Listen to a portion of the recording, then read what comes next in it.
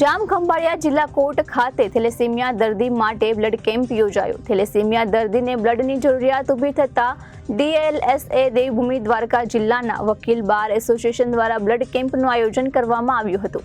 આ તકે જામખંભાળિયાની general hospital blood bank દ્વારા સેવાઓ પૂરી પાડવામાં આવી હતી। આ બ્લડ ડોનેટ કેમ્પમાં કોર્ટે કર્મચારીઓ અને વકીલ મંડળના રક્તદાતાઓએ રક્તદાન કર્યું હતું।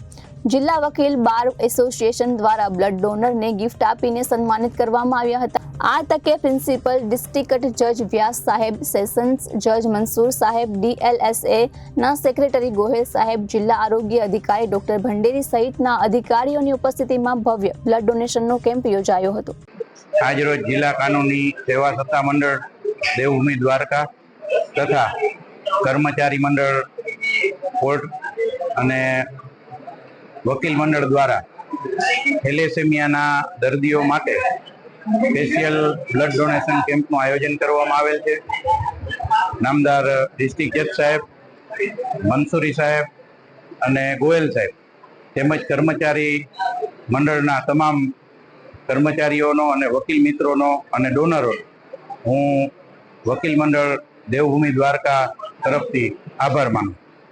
જિલ્લા કાનૂની સેવા સત્તા મંડળ દેવભૂમિ દ્વારકા ના આયોજનથી આજરોજ બ્લડ ડોનેશન કેમ્પનું આયોજન કરવામાં આવેલ છે।